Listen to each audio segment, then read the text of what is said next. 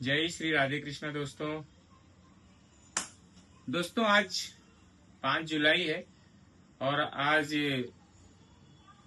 मराठी भाषा के लिए समर्थन में और हिंदी भाषा का विरोध करने के लिए या हिंदी भाषियों का विरोध करने के लिए रखी गई थी। बहुत बड़ी सभा रखी गई थी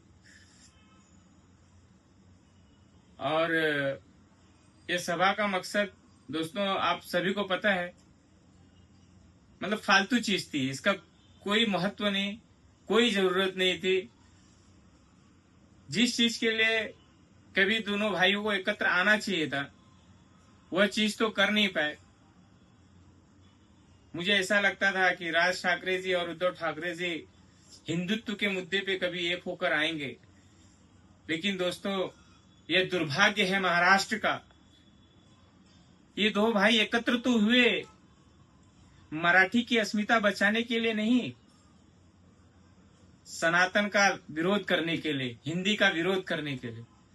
लोग कहते हैं आप मराठी के साथ में लोग गलत कर रहे। कौन गलत कर रहा है? मेरे तो आज तक अभी तक नहीं समझ में आया कि कोई मराठी का अपमान कर रहा है या मराठी के बारे में कोई गलत कह रहा है। मैं जहां तक जानता हूं मराठी में संस्कृत का मिश्रण है, मराठी शुद्ध भाषा है। जो पढ़े लिखे लोग हैं वो सभी जानते हैं मराठी बोलने का मतलब संस्कृत बोलना जैसा ही होता है। तो सनातनी इसका विरोध क्यों करेंगे? इसको बदनाम क्यों करेंगे? इसके बारे में गलत क्यों कहेंगे? खाली कुछ तथाकथित लोग अपनी राजनीति चमकाने के लिए इस तरीके से कर रहे हैं। लोगों ने देखा पर प्रांतियों को भगा देना चाहिए, ये कर देना चाहिए। आज एक तमिल भाई का वक्तव्य आ रहा था। भाई कह रहा था मैं तो हूं, मैं तमिल हूं, लेकिन चूंकि मैं यहाँ पर पैदा हुआ इसके लिए मराठी हूं। हंसी आती है ऐसे लोगों के ऊपर।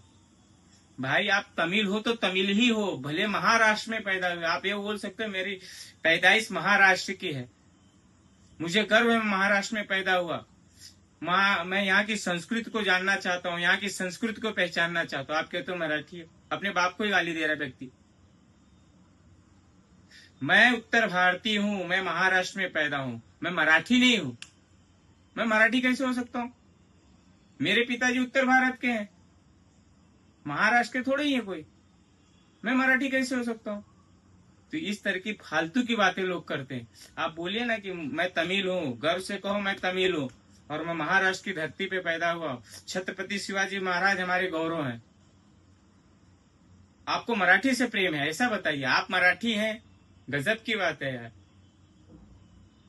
इस तरह की चीजें लोग कर रहे हैं।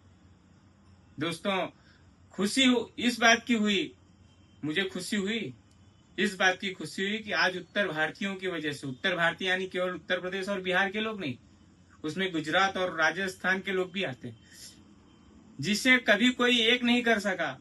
नरेंद्र मोदी जी भी जिसे एक नहीं कर सके, उत्तर भारतीयों ने उनको एक मंच पे लाके खड़ा कर दिया। बहुत खुशी की बात है कि दो भाई एक हो गए, लेकिन दुख यह है कि सनातन धर्म के लिए अगर एक होते तो हमारा भी सीना गर्व से फूल जाता कि बाला साहब ठाकरे के वंशज हैं जो सनातन धर्म के लिए एक हुए। लेकिन एक हुए अपने स्वार्थ के लिए, अपने मतलब के लिए एक हुए। महानगर पालिका चुनाव आ रहा है इसके लिए एक हुए। लेकिन जो मराठी से प्रेम करने वाले हैं, जो मराठी मानुस है, जो महाराष्ट्र की अस्मिता को पहचानते हैं, जानते हैं, महाराष्ट्र की संस्कृति से प्यार है, उनको पता है उनको क्या करना है। कोई बड़ी रैली, बड़ी सभा करने की कोई जरूरत नहीं है। मैं आप लोगों से बस इतना ही कहना चाहता हूं दोस्तों, ऐसे लोगों को पहचानो जो केवल वोट की राजनीति करते हो। भारतीय जनता पार्टी भी इसमें शामिल है।